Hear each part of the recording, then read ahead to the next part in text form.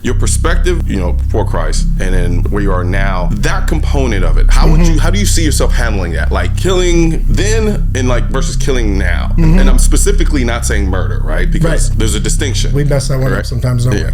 Yeah. I know I've been asked that question before, and I said this in the book, and I don't have regrets of those. I do have regrets of shots that I did not take, though. Really? And here's an example. This episode of the Colion Noir podcast is brought to you by Vetter Holsters. All right, welcome to another episode of the Colion Noir podcast, and I'm just going to let you do the pleasure of introducing yourself. Okay. Because I keep getting told that I'm very bad at introducing people. Really? So what I've decided to do is pass on responsibility to the people I'm supposed to. Oh, I got you. I see what you do is you should keep doing it until you get it right. Until like, hey, it's getting much better. You would think that, but I think I'm socially lazy. I think that's acceptable now. Is it? I think so. You can just kind of do whatever you want now. I mean, I have noticed, I don't know if it's age, but I've noticed that as I've gotten older, I'm literally saying it's because of age now.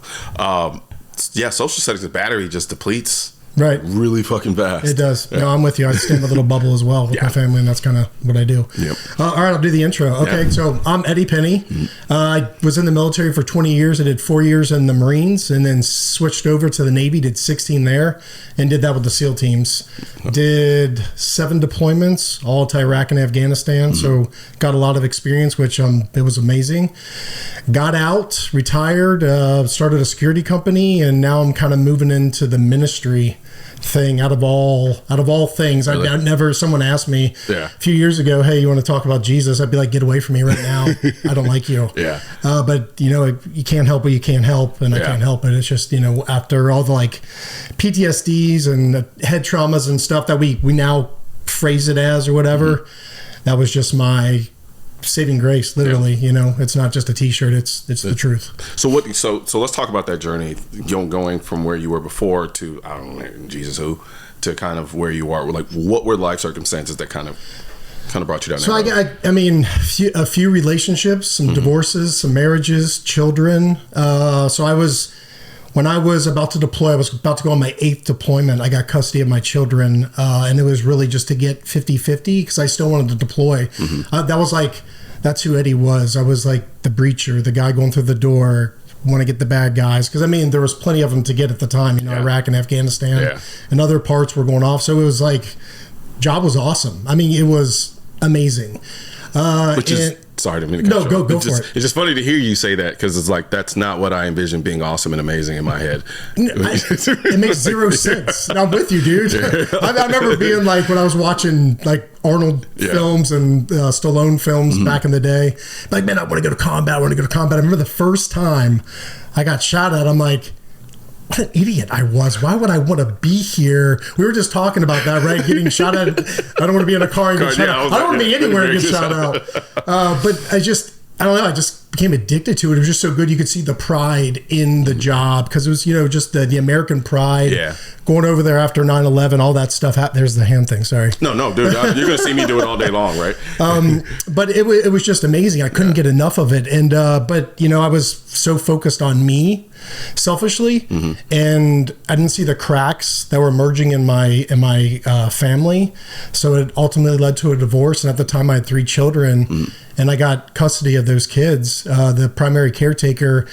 So 2 weeks, I was about to go to Afghanistan. I remember being in the Corps with my suit, not a very expensive one, and just the beard, and like trying to look the part of just like, hey, I'm just a father that wants his kids. And then I was whatever it took to get my children or to be a part of their lives. I didn't want to be that guy. You know what I mean? Yep. Although the urge was there, I'm not going to lie. I wanted to keep operating, keep deploying, and keep doing what Eddie wanted to do.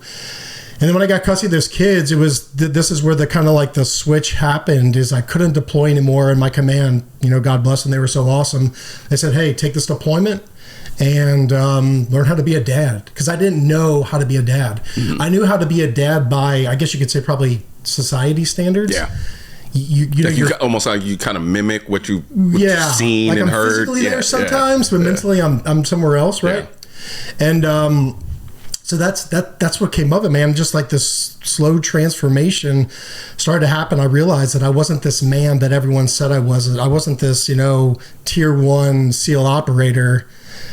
Overseas I was. Yeah. But when I came back here to deal with my family and my spouse and just life, dude, it was pretty bad, man. But I've got to imagine. All right. So I've got to give a quick shout out to Vetter Holsters. They're now sponsoring the podcast. I've been using their light tuck Kydex inside the waistband holster. And what I really like is how adjustable it is. You can tweak the ride height and cant to get it exactly how you want. Plus, they've got holsters for over 450 gun models in 75 different colors. So you can pretty much find whatever you need. But here's the thing that really sets them apart. Their customer service. I've heard so many stories about how they've gone above and beyond to make sure you're happy with your holster. And with a lifetime warranty and a 30-day money-back guarantee, it's clear they stand behind their products. If you're in the market for a great holster, check them out at betterholsters.com. That contrast has got to be jarring. For sure. Incredibly jarring. For sure. Right? Like you're, in one sense, you're living at the upper limits of adrenal dump, excitement, all of it. And then it's like you come back to, for all intents and purposes, in comparison of this very mundane, also still being incredibly restrictive environment, right? For sure. I guess I'm assuming there's a certain, I don't want to put words in your mouth, there's a certain freedom that comes with being deployed. Oh, you said it, baby. Yeah.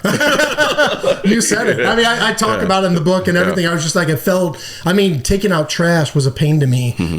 Dealing with a water bill or something's broken. Like, eek. Like, I don't want to deal with that. Hey, we got to walk up this mountain and go get some bad guys. Dude, let's walk up 2 mountains and get more bad guys. Like, it was just, it was so much fun because I wanted to do it, but it's just, that's the wrong mindset to have. I was completely wrong. I'm very proud of like my work overseas. I'm not proud of how I was as a father, but the Lord, it's funny how he, steps in and says, hey, we're going to try something new. Yeah. So got custody of my children, and just started forming me into a dad. And I realized I couldn't do it. Usually I'm so prideful. It's like, I got this. I'll take care of it. We need to get it done? All right, I'll get the job done. Yeah. This was something I could not do. I didn't have a download. I couldn't open up a PDF and read how to take care of these kids and be there, because 2 of them were girls. To learn how to do pigtails and be there for emotional support. Like, what's that? Like, dude, we'll go through football all day long.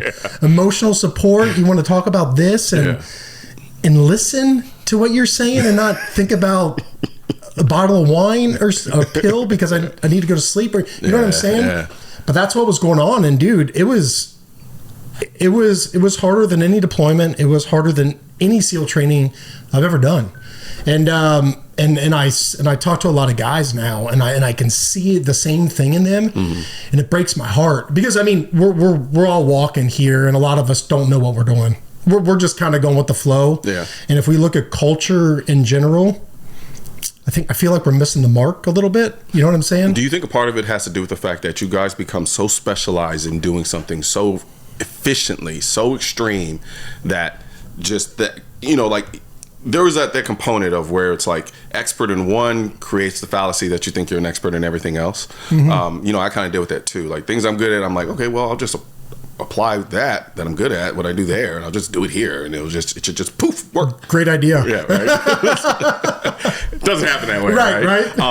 But I wonder if my extreme, the distinction I feel is not as great as say for you, because it's like, at the same time I'm still here, I'm still living within this civilian life, right? So there's a little bit of a buffer there for me, and some experience there where, like I said, there's just on switch, off, but you can't turn it off even though you kind of want to. Right. Am I anywhere close to it? For sure. Like we say the civilian life, like I'm in it too, and we're all in it when we come back from overseas, regardless if you want to be here or not. I'm thinking about, have you seen the movie, I'm sure, Lone Survivor? Yeah.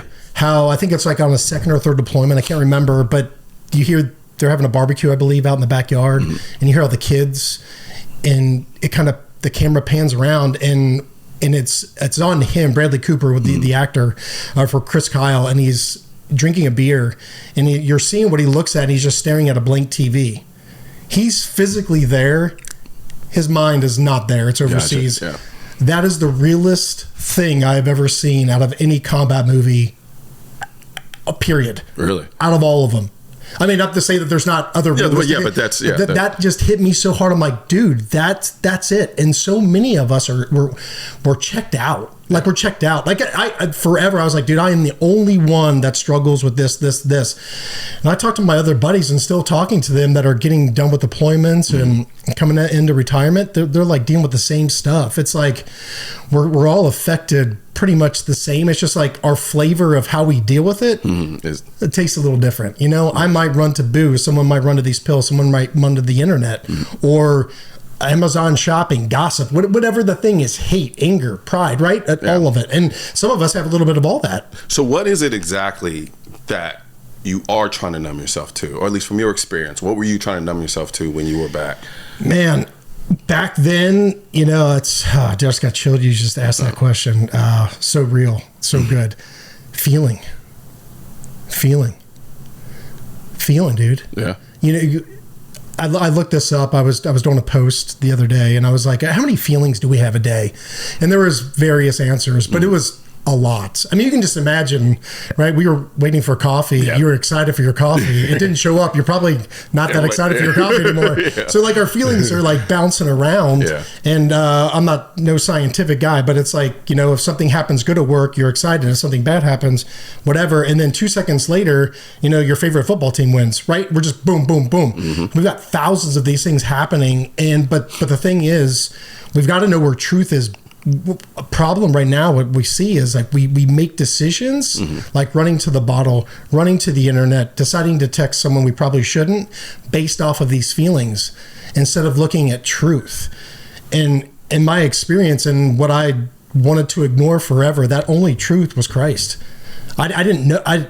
Dude in my face slapped me many times. Yeah. And I'm like, no, I got this. I can take care of myself. I'm this, right? I go down the label maker and of who I am, who the world tells me I am. And I wasn't those things, dude. And it's just a huge eye-opening experience. And I'm like, oh my gosh, we're missing it. Yeah. We're missing it. Because I'll go to churches, and I've left many. I'm like, why aren't we addressing some of this stuff? I'm getting a sugar-coated platter of candy. And this ain't doing it. Yeah. This is like a business meeting or a seminar of, hey, let me pump you up with some cool words and good luck out there, killer. Yeah. No, dude, we're getting slayed, and it's we're not supposed to be walking that way at all. Gotcha. So that was intense for a second, but it's all right. No, but I mean, look back right now. I mean, I honestly get your point. I mean, I consider myself a Christian, right? I couldn't tell you last time I went to church. And a lot of it too, some of it was born, you know, your church attendance does not change a darn thing. Now, can it help if it's a good church? And that's the thing, yeah. For sure, if it's a good church, and I'm going to say right this, and I'm going to go boldly on this, the majority of churches out there are not good, godly, biblically based, what Jesus would appreciate churches. Gotcha. And that sucks to say that, and I say that with true love, because we are the church, us as people, and what happens that I've learned is like we look at the pastor, we look at that guy or that girl, and that's who we take our influences of. We're all skewed. Not one of us is perfect. Yeah. And that's by design. He is. Why would I go? Would you go, you know, learn to shoot from a guy that's been shooting for a year or two, or go to a guy that's won every competition, awesome, been to combat? Which one would you go to? Definitely the latter. For sure. Yeah. So like, I'm going to Christ, man. My eyes need to be on him. That's my example, not that person or this person. Doesn't mean they don't have great attributes that I can't learn from, but we wash it down, you know? I think I've always said it too. I always think we tend to put too much emphasis on the human pastor. For sure. More than anything. And then when he falters, we're like, oh, and it's like, well, he was human. Yeah, you know, right? You know, there's that aspect of it too. Which is a lot of pressure on those dudes, man. Yeah. And that's a lot of pressure. Like those guys need prayer and encouragement more than anyone, but the crap that they deal with, it's a lot. I wouldn't say I mean just the bad stuff like that we all deal with. Like that's a lot to put on a person or even like a board of people. That's a lot of. We've got some issues, dude. You know yours. I know mine. Oh, I do. We could fill this room with them. Yeah, pretty much. Yep. And then we have to put Peter outside. Then we throw Peter out. The door's got to open so it falls out. No, I'm good. He's good. He's like, these guys have no clue what they're talking about. So I was telling you before, like, you know, I didn't read your book. I listened to it via audio. and I got about 30% of the way there. But there were some aspects to it that you kind of got into the killing side of things, right, when you were downranging. So one of the things that was curious to me was understanding how and you probably addressed it later on in the book, I just never got to it, but your perspective when you were before Christ, and then where you are now, that component of it, how do you see yourself handling that, like killing then and like versus killing now? And I'm specifically not saying murder, right? Because there's a distinction. We mess that one up sometimes, don't we? Yeah. I know I've been asked that question before, and I said this in the book, and I don't have regrets of those. I do have regrets of shots that I did not take, though. Really? And here's an example of one thing. We were rolling up on this target, and I didn't know this, at a different target. Two of our guys got shot, both died. And I'm on my little perch looking over this wall, got my night vision on. It's dark outside. It's light. They have a little bit of light on the inside of the door. The door's open, and I can see in. I just see this dude with no shirt on. He's got pants on, and I can see something around his waist. And we've ran into suicide belts and vests before, and I thought it was that. And I just couldn't, I'm messing with my night vision, kind of trying to zoom in, fix focus or whatever it is. And then I see a couple kids, like 3 or 4 kids, come up and just wrap their arms around, which I would assume was Dad. Yeah. And I didn't take the shot. And 2 seconds later, he blew himself up. And that smoke and dust just poured out of that open door, and the windows, the glass I was on, burst out.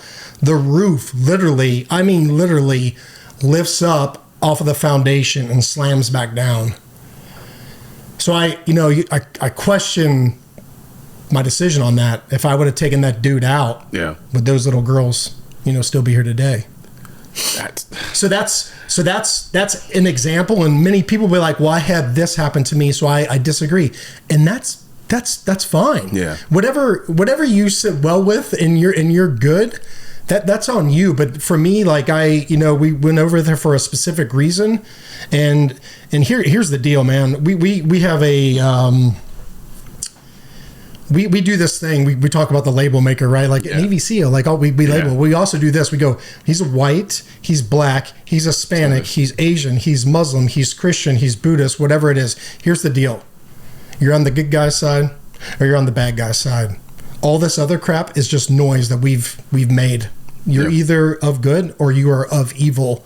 You choose. Those dudes, the things that they did that we've seen with our eyes were with evil. And I think that's a lot of people don't really truly grasp that. And I've only been able to really truly grasp. So like when I talk about evil in my videos, right? I'm usually talking about mass shooters here stateside and things like that. And I can with conviction talk about just true evil, not because I've necessarily experienced it myself, but when I talk to other guys who've been downrange and they've experienced and seen the things that you mentioned, it starts to click that there is true evil in this world. For sure. And I think a lot of people don't realize that. And it comes back from the creator, the beginning of time. It all goes back there. You can't disprove it. You can try. Many have. Yeah. They've all failed. So how do you rectify that? How do you rectify seeing the evil that you've seen, and then now with your faith? How does that too? Because I know a lot of people who kind of, it's a balancing act, right? Totally different. Before it'd be like, I'll just hit you. It seems so much easier, right? Yeah. It's not like that. I don't view it like that anymore. And it's not that I'm passive or weak. I'm actually stronger because I have a thing now called self-control. Before, I'm like, you said something that I didn't like. Oh, we'll throw down. We'll just see what happens. Or like, screw you. I never want to talk to you again. And I'll be done with you. Yeah. Dude, if we did that to every person that wronged us, or they did it to us who we wronged, which we do all the time, no one would talk to anyone in this world, right? Everyone would say eye for an eye. Okay, the whole world would be blind. We've heard this. Yeah. It's so true. Or we'd be walking around with no fingers and hands, or for stupid mistakes that we've made based off of maybe necessity or just bad influences. Yeah. So no, I mean, I go back to, Holy Spirit and ask, like, what do we do in this situation? And I pray for him, and which is not easy to do. I genuinely do that. And that was one of the hardest things, when all I could do was picture doing some really, really bad things that I've done overseas to others, and trying to get those thoughts out of my mind and be like, no, they don't understand. Because really what's happening is we're walking around very confused. We believe certain things, we're believing lies, and they're just not true. Yeah. That's why it's so important to go back to that. Instead of believing this or believing that, we got to go back to truth and see what he says about it. Because that is like, and I've tried to disprove this myself and again, many others, but it's like, it's true. No matter what it looks like on the surface to us, it's whatever he says, like, hey, bless them with kindness. But I don't want to. I want to put a boot through their chest.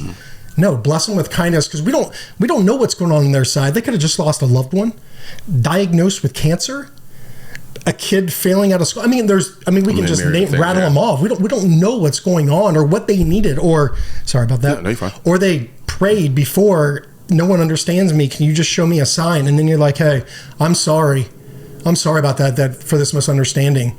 And it just clicks that the Lord says, yeah, I see you. I see you. We're used all the time for these things. Yeah. And I never realized these things. I'm not speaking of Eddie's got to figure it out. I'm speaking of Eddie's trying to figure it out, because I realized I did not have it figured out. And dude, it's like,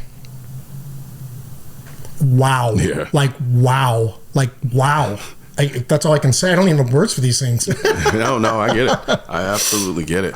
Now, from that perspective, like, so I'm going to dive into like the kind of the gear side of things for me. Because, yeah, do it. I'm a gear queer. He's turning into a gear queer. Good. Yeah. You got to be. It's really weird. Into the gear, dude. It's really weird. It's how like he's kind of apathetic, and now he's coming to him. He's like, "You seen this?" I'm like, "What? Like, I've got every color." Yeah, right? It's like, that's not a camera.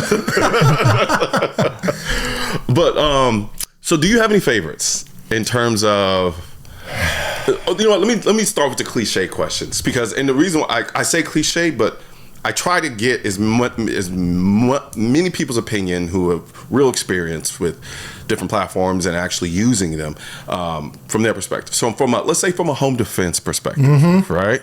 What's your deal? Oh, dogs.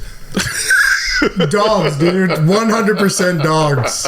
Well, that's it. This conversation's over. That's it. That's a wrap. No, dude. I think, and I used to do this too. I used to be like, if Eddie's got his gun, Eddie's good. Then I'm like, okay, cool. What if they get a shot out? I probably need a med kit. Yeah. Right. But then getting into the security world, I realized we got these things called layers of protection. Right. So it's not just one thing that protects anything. Yeah. Right. It's not just your front door. It's also your back door. Well, it's also your windows. Do the locks work? It's the tent, your curtains. Can they see in to position themselves to do whatever? Are your hedges overgrown? Do you have good lighting? Are you in a gated community? Do you know your neighbor? Do they keep their eyes out, or are they possibly part of the problem? Yeah. And then obviously dogs. Because those things, good dogs. Yeah. We have a golden retriever, and she'll let anyone in. But our Dutch Shepherd, dude, like, he'll let you know if someone steps in Tarrant County.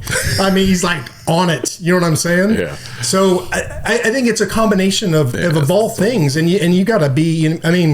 We were just talking about keeping your head on a swivel, and like, hey, that doesn't look right. Yeah. Doesn't mean we got to be like in red alert, but we need to be paying attention. Like, hey, that car's been there. It's not my neighbor's. Okay, dude, let's run the license plate or see what's going on, or see if someone's going in and have a chat. Now, whatever it is. The funny thing about that is, so I'm going back to the story about the guy who blew himself up when you could have taken a shot, and my mind was immediately like, man, like how fast the speed and then the consequences for making the right or wrong decision.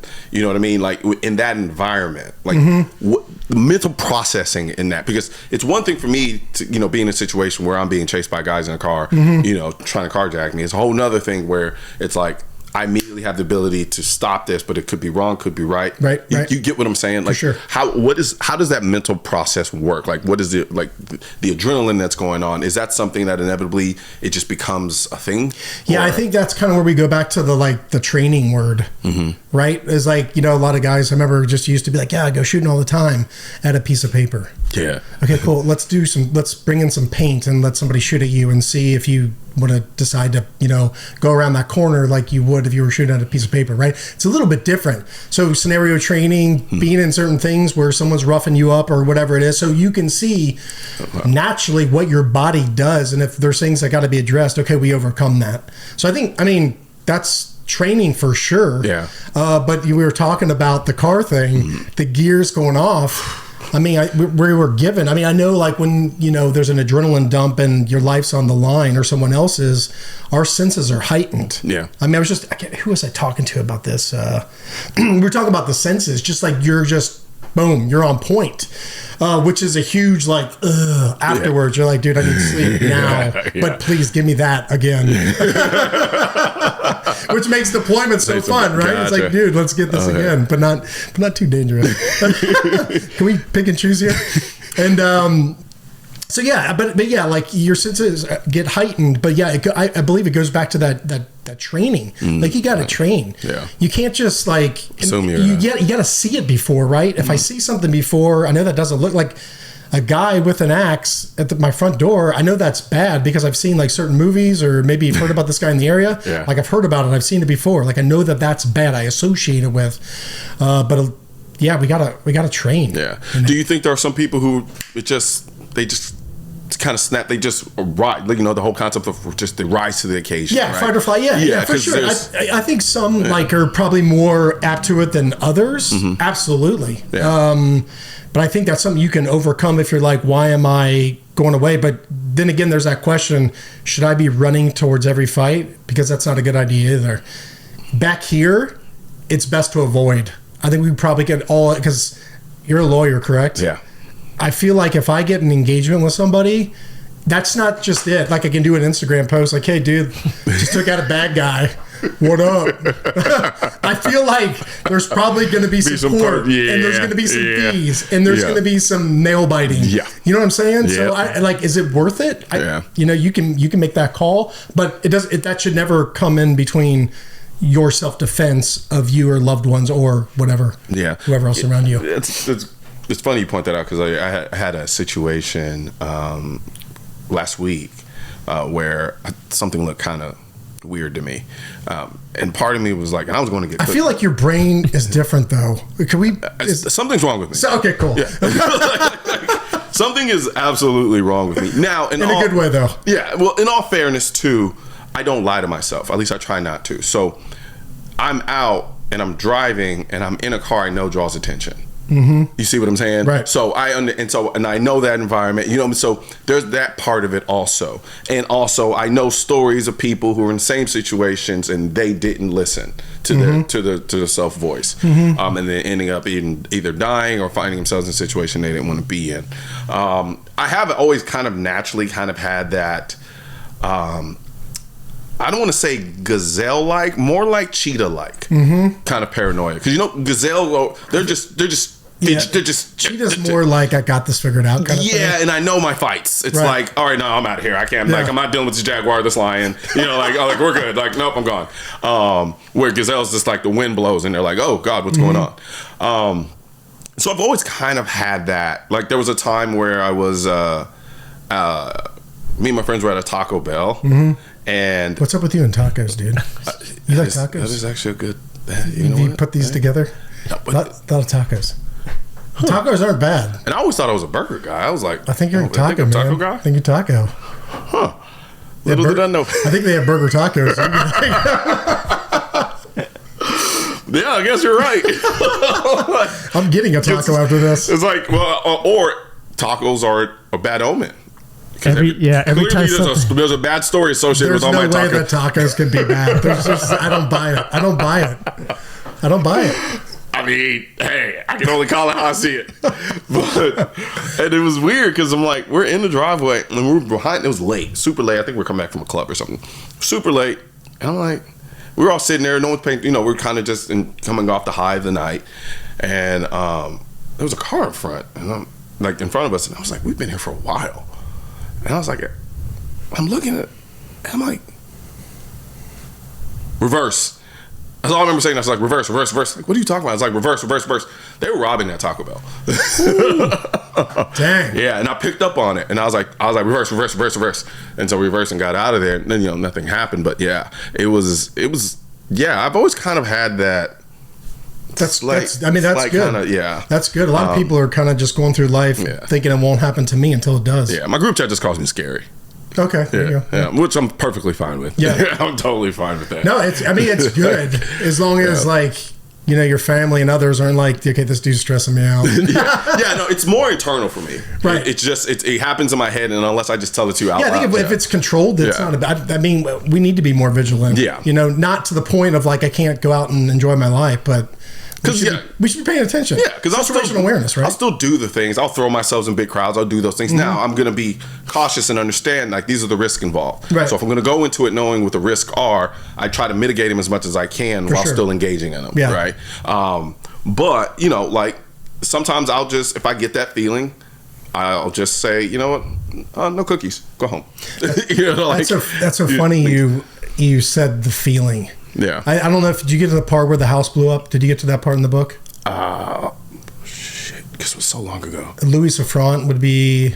I don't think so. Okay, so if you start telling it, it'll probably come back. Yeah. So we were going on this target. We were talking about the suicide vest, and this was 1 week after that first event that I told you about, where the guy blew up. This was actually 7 days right after, and we were stacked up on the side of this. On this compound, and I told Louis, or I was acting team leader. I think I did get it. But keep telling, but the more you're telling it, it's starting to come back. Yeah, I get what you're saying. Yeah. So I was acting team leader because my team leader was sick. I said, hey, move up to the front pillar. There was this huge pillar that was supporting this big overhang at the front of the door, on the front of the building. So we had the door was in the middle of the building, or the house, or whatever you want to call it. There was 4 or 5 guys on one side, and there was no one on the other side because it was an open door. So that pillar was perfect for cover. So I was like, hey, Louis, go up and help them, because we were trying to call them out. We were trying to get all the women and children out to deal with the dudes. And somewhere in there, a guy got shot, I think 1 or 2 maybe through windows and through the door, because there was a body in the front door. And Louis goes up, and it was just getting chaotic. And I you probably heard me say I have the Tom's disease, terrified of missing stuff. I don't like missing stuff, dude. This is what makes this so weird. Yeah. People are like, really, Eddie? I'm like, yes, really. This is why this is so weird, because I have to be in there. I don't want to miss anything, which is. That is an extreme, absolute level of FOMO, bro. For sure. For 100%. In a weird way, I respect it. You are not wrong. But to a certain extent, you know what I'm talking about. Yes. And so do many other that are listening. So he went up there, and I was like, okay, it's getting pretty hairy. And maybe it wasn't. I just thought it was in Eddie's mind. So I went up there with him, and I put my hand on his shoulder, and I just got this feeling, this inner voice that you're speaking about. It's like there's too many dudes here, and I went back to training, back to where it's all tying together. This is beautiful. Back to training, how they would always say, "Hey, never bunch up, because if someone chucks a grenade, instead of taking out a guy and you're all together, you're going to take out multiple guys or injured dudes, which takes out more guys, because now we got to render aid, all that stuff." Yeah. And I remember thinking about that. So that's so nuts. And I've told the story many times. I've never gone back to that training piece, but I remember that flashing in my mind. And so I was like, hey, dude, there's too many guys. I'm going to head back behind the wall where I was, out the front gate, directly in front of the front door. And he's like, no, you're good, dude. I got this. And I was like, all right, I love you, bro. And I was looking at his neck, like this back side of his neck. I could see sweat coming down his neck, and the dust and the smell, and I can still feel it now. And he goes, I love you too, bro. And I went back to that front gate, and soon, I mean, that voice, the voice that I heard, it wasn't like, hey man, there's if a grenade goes off, we should probably not all bunch up, guys. Woo, let's do the right thing. It was like, leave now. You must go. Don't stay here. Evacuate. All the alert, all the things that you're mentioning, all of it. I had to reverse. So I reversed out of there and got behind that wall that was maybe, I think it only came up to my shoulders. Soon as I wrapped that wall, I mean, to the millisecond, that house blew up. And I think the only thing that I got, fortunately, was a brick to the back of my helmet. I mean, there was dudes, who got, double compound femur fractures. We had a couple Delta guys that were with us. They got jacked up. We had like 4 to 6 dudes badly injured. And that overhang where Louis was, where I just left, that overhang like shifted, I believe. And it caught his helmet and just kind of accordion him, like folded him over enough to where we had to crawl under this huge like slab of concrete. I mean, massive thickness of this concrete. And I remember just grabbing his calf. I remember grabbing his calf and I could feel no bone. It was like a Jello mold, like that you would do like ballistics on. It was so. I'm like, oh my God. I'm like, he's done. Like, because you're like trying to talk to him, like maybe he's out. Yeah, no. And he's just like loose, And so I know what you mean. You know what you mean? And I wondered that forever. I'm like, why? Right? We always ask why. Why did I hear that and he did not? Yeah. Why? And I didn't know that answer for a long time until, my walk, and I know what it was now, what that voice was. And I had questions still. I was so thankful. Thank you for protecting me. Yeah. But I had questions like, okay, why didn't you do it for Louis? Yeah. Why? And I understand this salvation now, and I understand eternity. I understand God, and how important walking in obedience and setting your eyes on Him and that belief and clinging to Him and what that means. And I did a podcast. We Unafraid did a podcast. We don't do them that much anymore. Yeah. Actually, it's been a while since we've done them. Eric Frohart, I don't know if you're familiar. He deployed with him, but you know Eric. Yeah. So I had him on the podcast, and we were going through this because he was on one of the dudes on the other side of the door that got thrown back from this blast. Oh, I did not know that. Yeah. So he got slammed against the adjacent corner of this compound. And I asked him about this, and we were talking about Louis, and he's like, and I didn't know anything about this. I'm getting like the heebie-jeebies, which is awesome, baby. And he goes, it was the night before, like 2 nights before, Louis came to him and started asking him about Jesus. He told me that. I was like, girl cry. Yeah. I was like, oh my gosh, because Fro was like, we knew he was a Christian, but Fro said something that I did not expect, and it was so admirable that he said that, just being transparent and honest. He's like, I answered him in a, and I'm sure probably this is him being hard on himself as well with the circumstances. He's like, I answered him not with my full heart. I didn't go to bat for Jesus like I believed I should have. He's like, here I am, and I think he gave like something like, I'll die for my country for a patch on my sleeve. Yeah. But I won't speak about the one who died for me and gave me a thing called salvation and true freedom, a freedom that this world knows nothing about. Yeah. And he said that, man. I'm just like, I was so I was like admiring his courage to even say that, because most dudes would be like, I'm not going to say that. I told him everything about it, But that Louis was, we could say Christ curious, was looking into it. And I don't know what he did behind closed doors. Gotcha. I don't know what that conversation looked like. But obviously it was enough for him to ask those questions. And I really do believe that was enough to bring him to the Lord. Gotcha. At what capacity and what, that's way above my pay grade. Yeah. But it just brought me comfort hearing that big time. It was just kind of like, relax. Yeah. There's a, there was a point where I was studying the book of Job, and, because one of the questions I would always have, I'm like, it just seemed like kind of God was just toying with him. Mm-hmm. Right. Like, it's just, and as much as I read into it and I understood, but then it was like, it just seems so unnecessary, right? The suffering and everything that he experienced. And then, we got towards the end of it, and then God kind of shows Job just a glimpse of the world that God has to, create order out of, and he's like, you said it. You know what I mean? He's like, you can barely comprehend this. He's like, so, like, we're like by, I don't know how else to say it, but he was basically kind of like, you wouldn't be able to handle understanding why things happen to the degree that they happen or why they happen if I really showed you.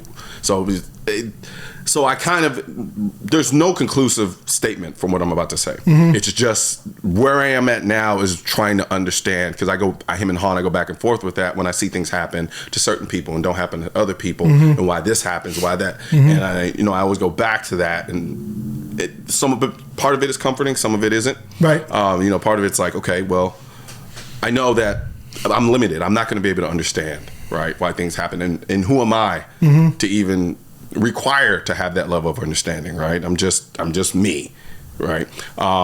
So when you talked about, like why that happened to him and didn't happen to you, that's what kind of clicked off in my brain. And like I said, there's no conclusive statement here. It's just me kind of pontificating. That's funny you bring up Job. It's just what an example. Yeah. You're like, why am I going through this? Like, dude, okay, there's a reason for it. We're always like, man, okay, this temptation or whatever it may be is like, dude, we're being tested to level up, to get more knowledge, to get more spiritual insight. And again, that's one of those things that isn't talked about too much on that walk and that journey. But I totally get you, because I'm like, dude, why'd you kill his family? Yeah. But if you look at what it was, like, cursing God is not a good thing. I wouldn't recommend it to anyone. Ever. And if you have, ask for forgiveness. Because the statement is just like, well, like, if he's able to do that, you probably shouldn't be cursing him. Yeah, for sure. It's like, I mean, thank God for Jesus. That's what's so cool about that. But we still should not be doing certain things. But all those things, that's, my daughter told me this. She's like, it's not a bunch of stories in this book. It's a bunch of events in one story. And that's so true.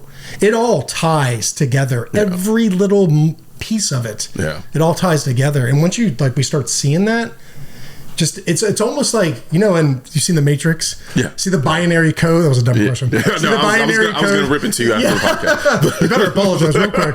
Like, you see the binary code. It's like that, but I mean, obviously not Hollywooded out, but it's just like you start seeing the things like, oh my God, I'm being influenced this way, and it's not of you. Oh my gosh, like, dude, I gotta reel myself back in. Yeah.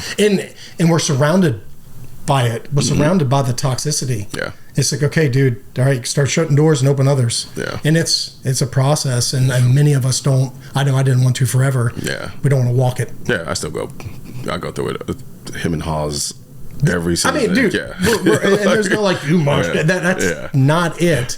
But there is the, do you want to try it my way, or do you want to keep doing? You want to keep doing that? Yeah. You having a good time? Yeah.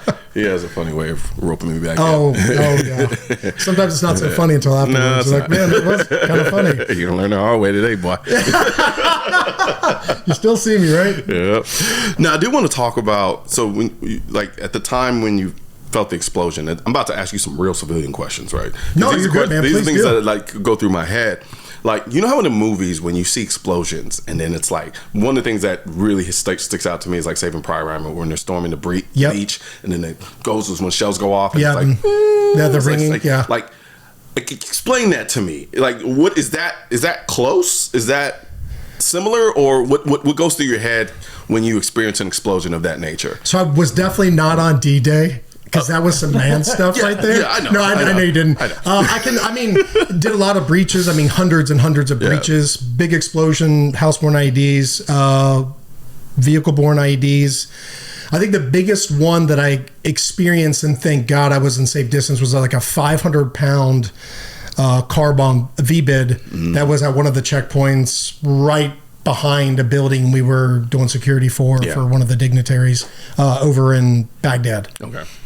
And so we got to walk, and so they're all different. It's not really the fireball or the it's the blast. It's the overpressure. Gotcha. It's the overpressure that destroys things. That overpressure, when you get scientific with it, I mean, can turn into a knife and cut through things. That's how we would do a lot of our wall breaches. You get two small charges. You set them off simultaneously. Those charges have to meet. When they meet, they're cutting through. Yeah, I never knew that. Yeah, so we used to do is like, we carry like a 20-pound wall charge. I did that one op. I was like, there's got to be a better way. So we slimmed it down to like, I think it was like 2.5 pounds. And that's what we would do. Enough to get in, and then we can throw like a pressure grenade, a thermobaric grenade, and blow out the wall till we can get in or bring people out. So It's very scientific. It's very Yeah. dorkish. It's actually really cool.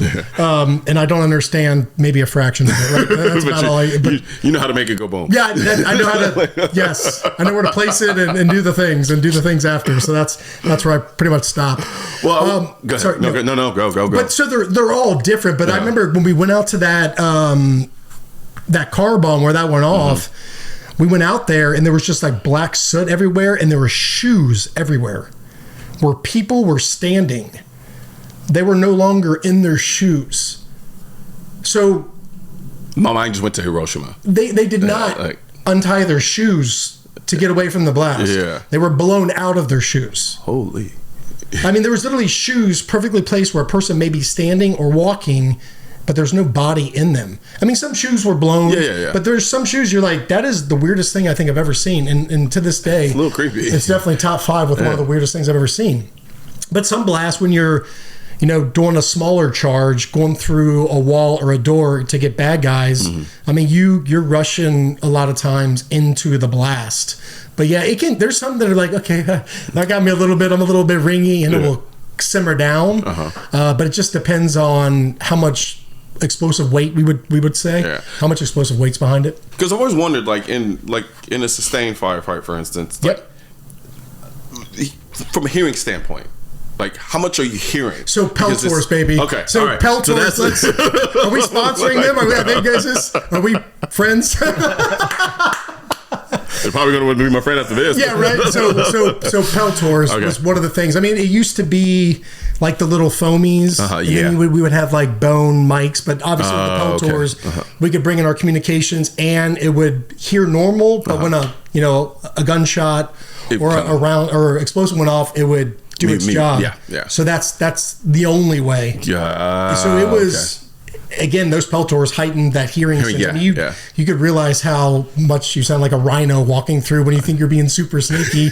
You're like sticks breaking, rocks falling, you're coughing. Because it's funny because I do have a set of in-ear hearing protection that does the same thing. Yeah, for sure. But the thing is, I've always used them in the range. Do we need to use that company instead? No, that's okay. Fine. Sorry. No, you're fine. I don't do exclusivity. It's interesting hearing how well they can work in that environment because I'm just used to use them in a range environment, right? So my brain's like, yeah, I know it works here, but it's not as chaotic. But I guess it makes sense because it's still guns going off and things of that nature. So had you ever experienced firefight with no ear pro? Yes, I had. I think I had a helmet off. I didn't. One of my muffs was off on my shooting side, and I did, and it was very loud, and I did not like it. I like trying to mouse out like all the things, like thinking I'm underwater or something. I've experienced shooting without ear pro twice, and the one time was the very first time I ever hunted. I was shooting a 30-06, and I remember we were just kind of out and. I had ear pro. I just didn't have time to put them on. So like the animal cut across. They're like, oh, there it goes. And I was like, and it was just like, and it's interesting how it happens because I don't remember hearing the blast. All I hear, it was just like, click, bing! Like, yeah. And then the second time was, God bless his soul, because we're friends. We went to law school together, but we were at this little event. It was like a class of ours, and then like one of our friends, and we were shooting at one of our legal mentors' properties, and he had a Glock 19, and he just kind of walked up right next to me, and then I didn't have my ear pros in, and I mean, here's gun, here's head, and same thing. It was just like, right, yeah. Like, and I already had tinnitus. So I'm pretty sure it just exacerbated even more so. But yeah, so that's always the thing that I've always kind of like wondered in terms of. Yeah, if we're talking about forever, then dozens of times. I thought we were talking about just combat. I think that was the only time that I could think of. But yeah, it's so stupid too. Like, I'm so excited to shoot this. Totally forgot the ear pro. We used to shoot, you ever heard the Carl Gustav? Yeah. It's like a rocket. You put these like rockets in these shells in the like AT4 law rocket. Yes. It's a little bit beefier than I know that. what you're talking about now. Yeah. You're only supposed to shoot like military regulations, I think, is like 4, 5, 6, 7, something like that. No, not even. No. Like 3 or 4 a day, like in 24 hours. And you're supposed to have dual ear pro. We'd be out there with our Pell tours, like on like Rocket 12.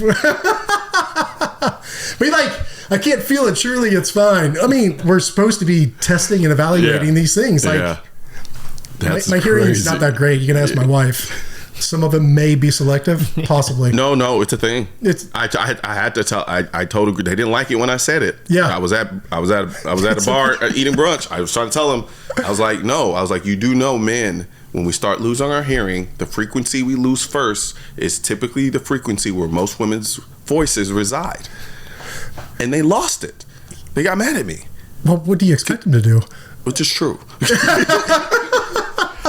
But the beautiful thing about Google, it's got to be true. It's got to be true. I Googled it and I showed them, and I won. Wow. Yeah, I won. So I'll take that W. Yeah, there's many times where like the kids or someone or they'll say something, and like, are you gonna answer me? I'm like, what are you talking about? Because I feel loony right now. So please rephrase or please say or something, or just smile and wave, boys. Smile and wave. Yes. So just kind of want to end it on some more just kind of gun gear career stuff. When you were deployed, was there a favorite rifle that you like using? Like, was there a favorite setup? Like, yeah. I was using like the M4 for my first couple, and then we switched to the H&K 416. I love that thing. Really? It just had more, again. I say really, considering I'm an HK 416 fanboy. So, okay, gotcha. So I haven't I don't know what's out there new. Yeah. I'm just saying from back when I was deploying. I mean, they just released a new generation of it. And oh, baby. That's nice. I mean, just like when you would shoot that thing, and this may sound weird, the individual that was receiving the bullet knew it. It was just authority. You know what I'm saying? That sounded weird. But it's still it's shooting the same bullet.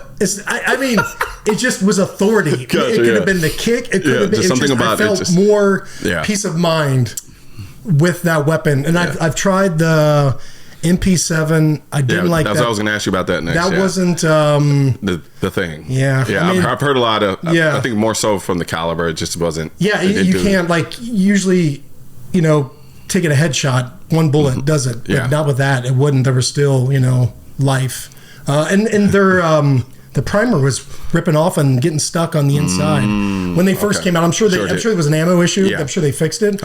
But that was like the worst. I'm like, I'm never not having my 416 again, and that was it. Which is funny because all us civvies, we fanboy over the MP7 like crazy. It's cool as heck. Yeah, it is.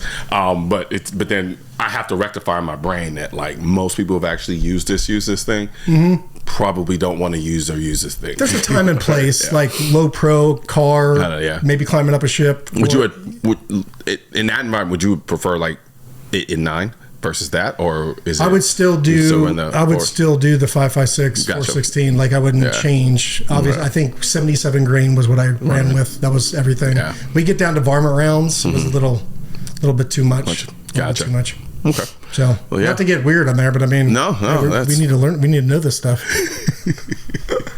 But 416 for sure. That's your jam. M4, your basic M4, which I have now. I still love them. I think they're a great, platform. You were running shorty?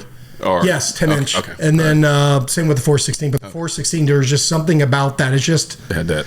I don't know, man. It was my thing. It's what I like better. Which is funny because I haven't really done a video on it because I don't know how to explain it either. There was just something about that rifle. So you know what I'm talking about? Yes, I do. Okay, cool. Because I'm over here was that too much? Did we go too far? No. Cut that. Edit it. I've gone through. That's why I wanted you to see if you could explain it because I can't. Because I know I love that rifle and I don't know why. It just seemed like there's more I can't. Yeah, there's more oomph. Yeah. See, it sounds ridiculous. The thing, it does the thing. It does the thing really, really good. I'm gonna leave right now. Oh man, no man, but it was an absolute pleasure. Yeah, brother. man, thanks for having me. I really appreciate it, dude.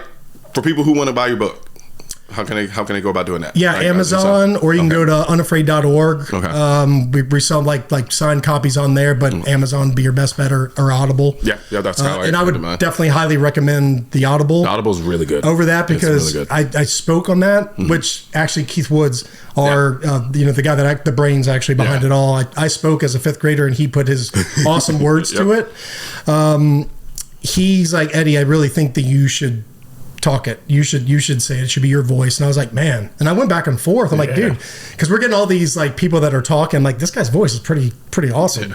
He's like, no, it's going to be more with you. And we did that. And I told the operator that does the Audible or whatever. I was like, hey, tears or what? If you can understand the words, we're rolling through. There's no stopping. Just keep going. Because I mean. It was. I opened it up, man. I think we need that from a community or a facade community. I love my community, but we put this our pride first. Don't show any weakness, and it bites us in the butt at the end. Yeah. No, I definitely agree with you in terms of you doing the read. I think certain books lend themselves well to having a professional do it. For sure. Not this one. For sure. This one, because it was so personal. And I know because I was listening to it on a drive on one of my road trips. And, when I got to the end of my road trip, in the book, there was still a lot left of the book to go. But you kind of develop a relationship with the reader. Oh, awesome. Right? Thank you. That's great feedback. Yeah. But what sucks sometimes is when you develop that relationship with them, and then you realize, oh, that's not actually the person reading. It was a professional reading. And you're like, because sometimes you forget. For sure. And then so being reminded, it just makes it hit a little bit harder. That's a good point. That's a good point. Appreciate the feedback. Yes, sir. But no, good stuff. Really appreciate it, brother. All right, buddy. Absolutely. Thank you, man. Keep doing the good stuff, dude. Try, man. Keep speaking. Yep, always welcome. All right, buddy. Yeah.